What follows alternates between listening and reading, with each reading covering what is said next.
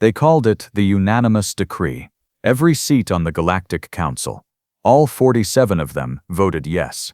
47 species, 47 raised appendages, 47 signatures pressed into the resolution scroll with 47 different kinds of ink, slime, and bioluminescent fluid. It was, by all accounts, the most unified moment in galactic political history.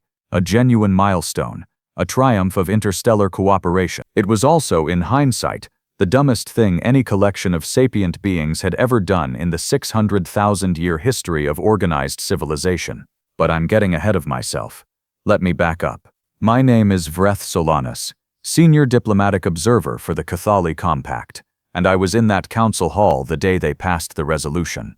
I had a front row seat, literally. My observation pod was positioned directly adjacent to the main dais, and I watched the whole thing unfold with what I can only describe as the kind of slow-motion horror you feel when you watch someone confidently step onto ice that is very, very clearly too thin. The Galactic Council had been debating the human question for 11 standard years at that point.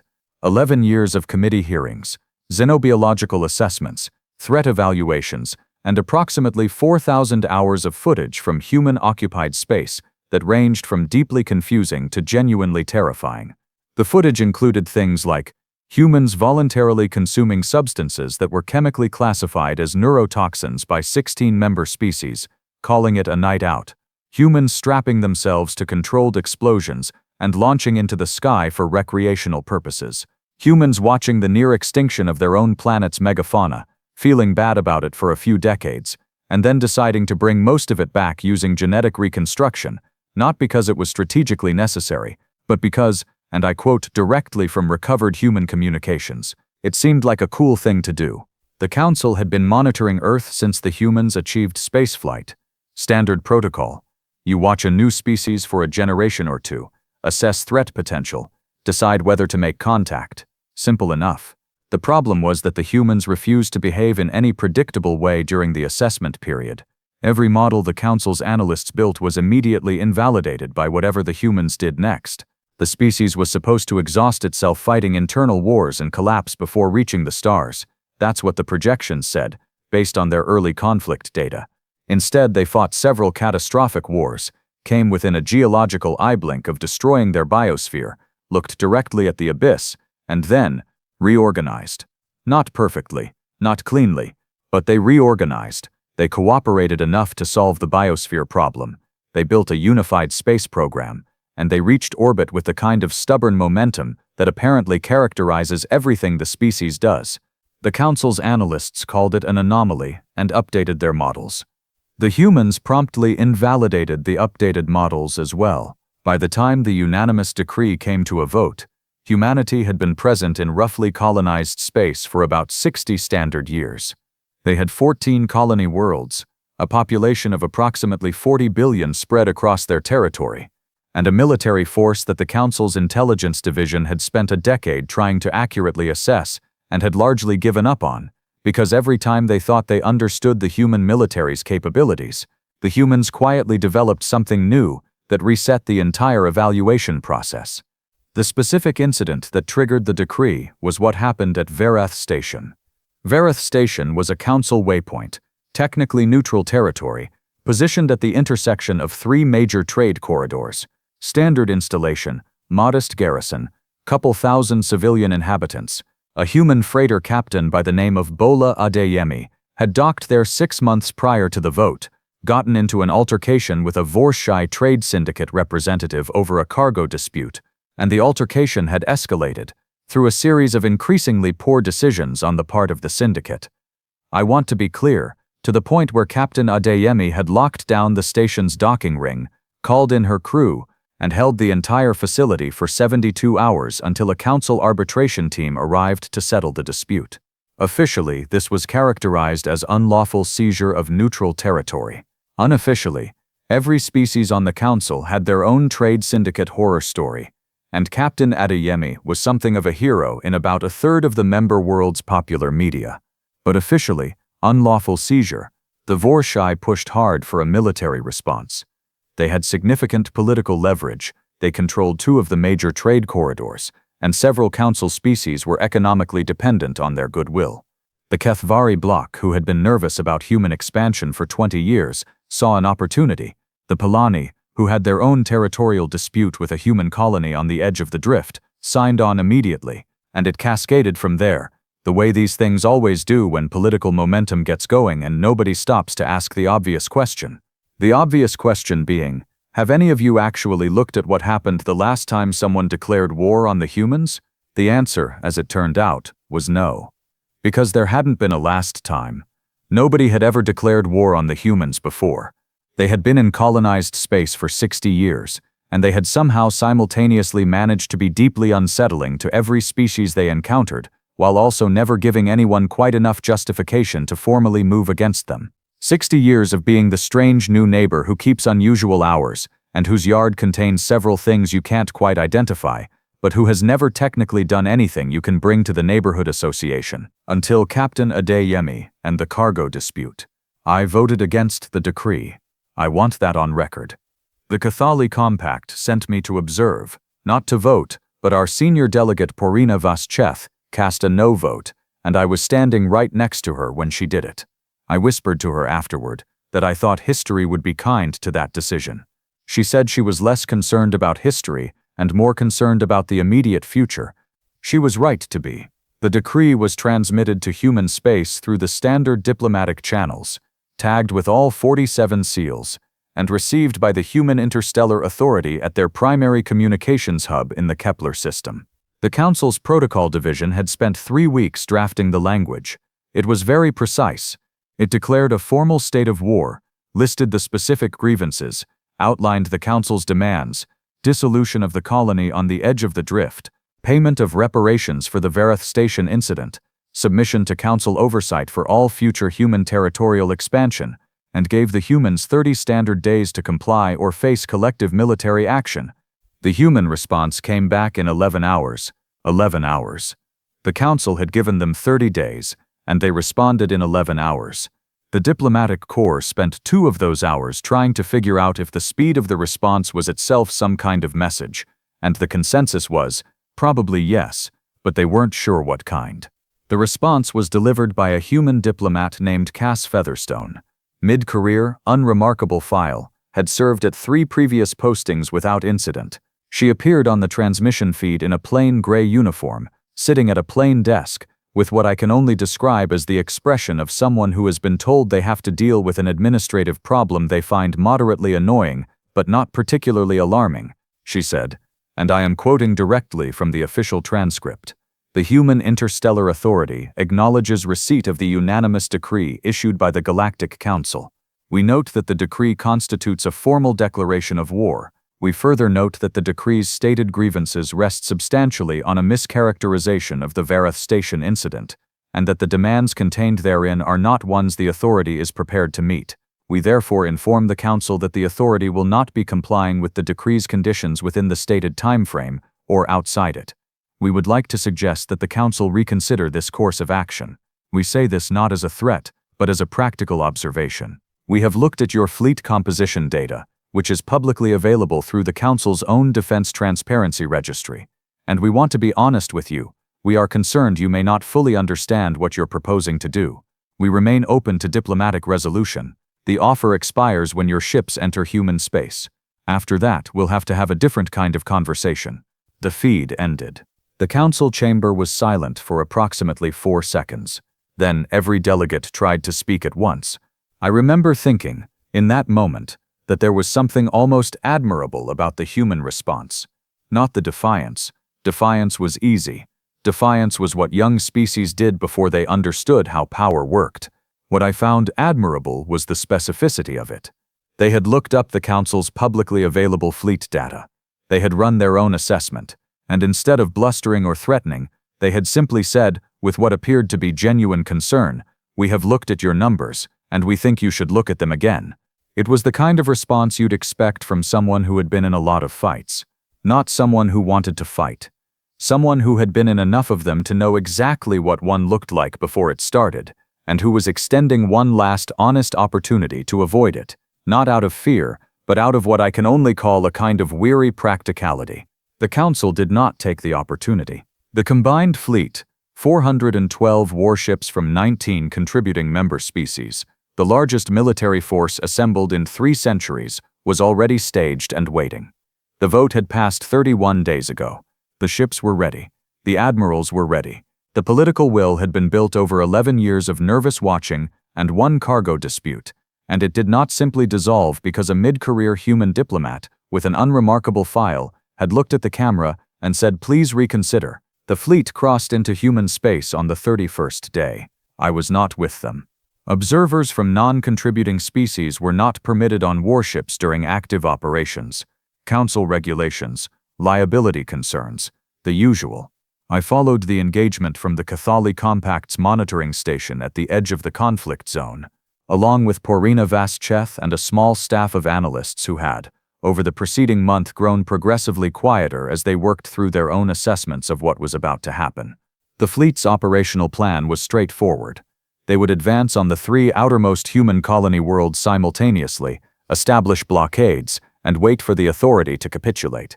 The thinking was that the humans, faced with the isolation of 3 million colonists, would choose negotiation over escalation.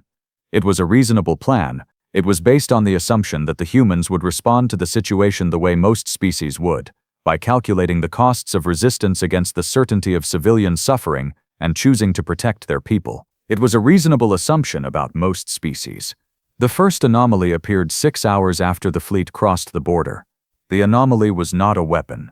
That was the first thing the fleet's sensor operators reported, and it was somehow more unsettling than if it had been. It was a signal.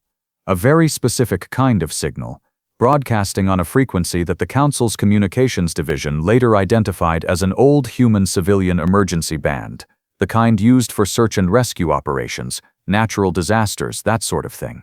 The signal was coming from everywhere, every human colony world in range, every human ship in the sector, every human installation the fleet's sensors could detect, all of them broadcasting simultaneously on the same frequency, the same repeating message over and over. The message was a single word: acknowledged.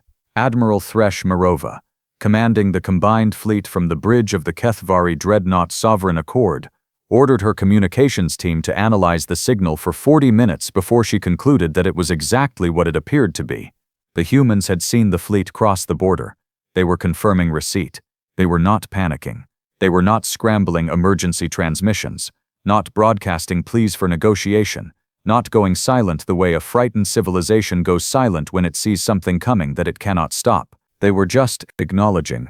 Mirova reportedly told her tactical officer that she didn't like it. Her tactical officer reportedly agreed. I was watching the sensor feeds from the monitoring station when the second anomaly appeared. Approximately 4 hours later, the fleet was 2/3 of the way to the first target, a colony world called Meridian, population 1.4 million, primarily agricultural, modest orbital defense platform. According to the pre-engagement assessment, the platform would require perhaps 40 minutes of sustained fire to neutralize before the blockade could be established. The second anomaly was the Meridian defense platform powering up. Not unusual, you'd think. Except the platform wasn't powering its weapons. It was powering its communications array, and the transmission it sent was not directed at the fleet. It was directed outward, away from the fleet, deeper into human space. A tight beam signal, encrypted, lasting approximately 3 seconds. The fleet's intelligence section spent 6 hours trying to decrypt it. They never did. What they did notice approximately 2 hours after the signal was that the background traffic in human space, the ordinary chatter of civilian ships, commercial operations, routine administrative communications, had gone almost completely silent. Not entirely. A thin layer of normal-seeming traffic remained, but the volume had dropped to about 12% of baseline, and the fleet's analysts, who had been monitoring human communications long enough to recognize patterns, identified this as significant. Because the last time human civilian traffic had dropped like that, the historical record showed, was 11 years before the humans achieved interstellar flight. During what the humans called the consolidation period, when they had quietly, systematically, and with very little public announcement reorganized their entire civilization's infrastructure in preparation for expansion into space. The humans, apparently, had a habit of going quiet before they did something large. Porina Vascheth walked into the monitoring station's main observation room around this time, set a cup of something warm on the console beside me, and said, without preamble, "I've been running models." I asked her what the models showed. She picked up her cup, took a long, slow drink, and said, "Nothing good." The fleet reached Meridian on schedule. The orbital defense platform, as predicted, powered its weapons when the Vanguard crossed the engagement threshold. What was not predicted was what happened next. The platform fired once, a single, precisely calibrated shot that destroyed one of the fleet's forward sensor drones, and then broadcast another tight beam signal, this one lasting 11 seconds, before going completely dark. Not destroyed, dark, powered down, deliberately, sitting inert in Meridian's orbit like it had simply decided it was done participating. Admiral Mirova ordered a full stop.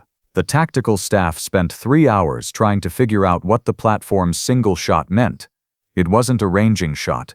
The drone it destroyed was not in a position where ranging data would have been useful for targeting the fleet. It wasn't a warning shot.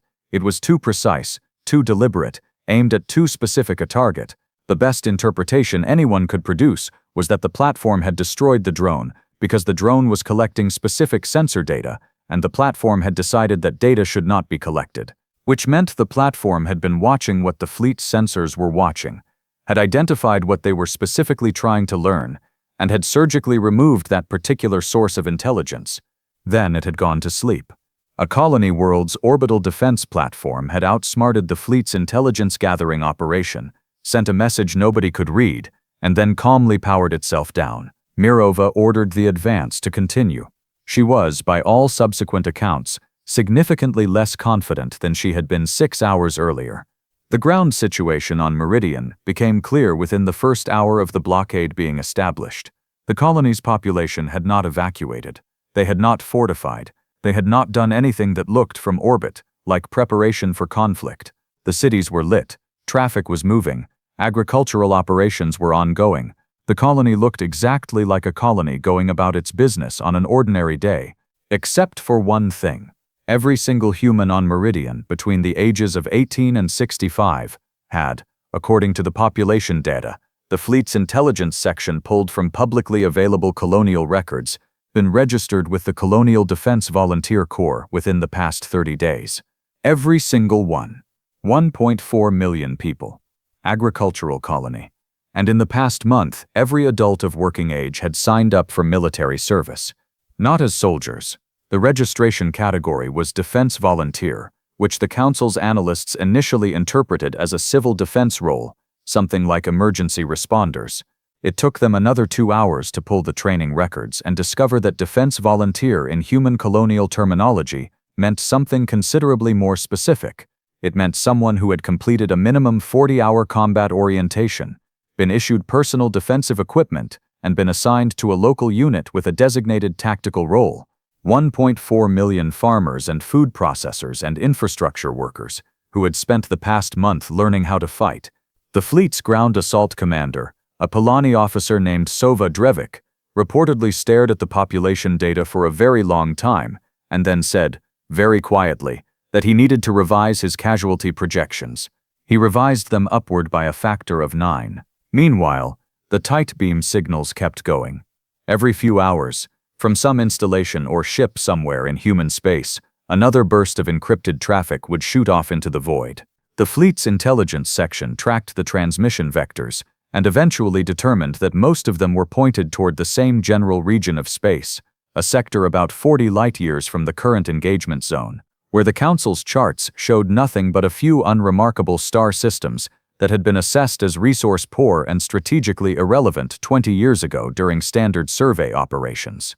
Porina Vascheth asked our monitoring station's cartography team to pull the most recent survey data on those systems. The most recent survey data was 19 years old. A lot, it turned out, can happen in 19 years. The full picture didn't come together until after the Battle of Meridian, which I should describe, because it illustrates something important about the way humans approach problems. The fleet moved to establish atmospheric interdiction, standard blockade procedure, close off the planet, prevent resupply, wait for capitulation. Admiral Mirova did not order a ground assault. Sova Drevik's revised casualty projections had seen to that. The plan was patience. Siege. Let the colony exhaust its resources and its will. The humans on Meridian, apparently, had anticipated this plan. Because 3 days into the siege, a human ship appeared. Not from the direction of the inner colonies, not from anywhere the fleet's perimeter was watching. From the system's outer reaches, running silent on a trajectory that suggested it had been coasting unpowered for somewhere between 6 and 8 weeks, meaning it had been launched before the fleet ever crossed the border, before the 30-day deadline had even expired. The ship was a freighter, old design, civilian registry, belonging to a shipping company that the Council's records listed as a small independent operation based out of Kepler Station. It had a crew of 9, according to its transponder data. It was carrying, and this is where it gets interesting, not weapons, not military supplies, but food. Specifically, about 4 times the caloric requirement of Meridian's entire population for one standard year, compressed into nutritional formats that could be distributed and stored with minimal infrastructure. The humans had loaded a freighter with a year's worth of emergency food and launched it weeks before the war officially started, on a cold trajectory designed to slip through any blockade, aimed at a colony that was about to be besieged. Mirova ordered the freighter intercepted. The freighter, it turned out, had been modified. The crew of 9 were not, the boarding team discovered, ordinary civilian sailors. They were something the humans called insertion specialists, a designation that did not appear anywhere in the Council's intelligence files, and which the boarding team only learned because one of the 9, a young woman named Tavi Obrecht, who could not have been more than 22 standard years old, told them directly, with the calm specificity of someone reading from a particularly boring document. She said, "We are insertion specialists. Our job was to deliver the cargo. The cargo has already been delivered." Then she gestured at a section of the freighter's hull, and the boarding team discovered that the ship had jettisoned the majority of its cargo, an hour before they reached it, in sealed atmospheric entry capsules targeted for Meridian's surface. While the boarding team was dealing with Tavi Ubrecht and her 8 colleagues, 412 supply capsules were falling through Meridian's atmosphere. The freighter, the crew, and Tavi Obrecht's particular brand of calm competence had been a distraction. Mirova received this information, according to her own after-action report, and experienced what she described as a fundamental reassessment of the strategic situation. She requested permission from the Council's War Committee to open direct negotiations with the Human Authority. The War Committee, still operating on the assumption that this was a manageable enforcement action, denied the request. 40 hours later, the situation became unmanageable. The ships appeared from the direction of those unremarkable star systems. Not a few ships, not a patrol, a fleet, human in design, massive in scale, and absolutely nothing like the military assets the Council's intelligence division had spent a decade cataloging. These ships were new, built in secret, in systems the Council had dismissed as strategically irrelevant over the 19 years since the last survey. The Council's analysts later calculated the industrial output required to build them and concluded, somewhat shakily, that the humans had been quietly preparing for exactly this scenario for approximately 2 decades, which meant that somewhere, long before the unanimous decree, long before Virath Station, long before the cargo dispute that Captain Bola Adeyemi had inadvertently turned into a galactic incident, someone in the Human Interstellar Authority had looked at the political situation, looked at the Council's nervous watching, looked at the trajectory of 47 species who were increasingly uncomfortable with their new neighbors, and had decided to prepare, not to strike first, not to threaten, just to prepare. Quietly, systematically, in the dark. The battle lasted 9 hours. I won't describe all of it, because frankly some of it I still find difficult to process, and I was watching from a significant distance. What I will say is that the human fleet did not destroy the Council's ships, it disabled them. Surgically, methodically, with a precision that left the combined fleet's 412 vessels drifting and inert but largely intact, crews alive, life support functioning, casualties at a level that, given the scale of the engagement, could only be called deliberate restraint. Then a human ship hailed the monitoring station. Not the fleet, not the Council's War Committee. The monitoring station, where Porina Vascheth and I and a small staff of analysts were sitting in absolute silence watching our screens. The transmission connected, and the person on the other end was, improbably, Cass Featherstone. Same gray uniform, same plain desk, same expression of mild, weary administrative displeasure. She said, "I imagine the council is ready to have a different kind of conversation now."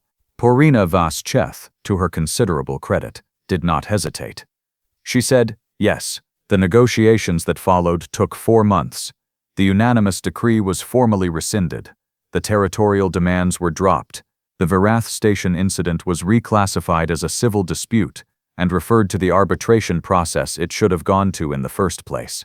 Captain Adeyemi, last I heard, received a commendation from the Colonial Trade Authority and a very large fruit basket from the Vorshai Syndicate representative, who had apparently reconsidered his position on the original cargo dispute with some speed. The Human Interstellar Authority's actual demand, the one they had been willing to fight for, was simple. They wanted a seat on the Galactic Council, full membership, equal standing, no oversight conditions, no provisional status, no observer role pending behavioral assessment, a seat. They got it. I attended the induction ceremony, which was considerably less dramatic than the preceding 4 months, and therefore somewhat anticlimactic.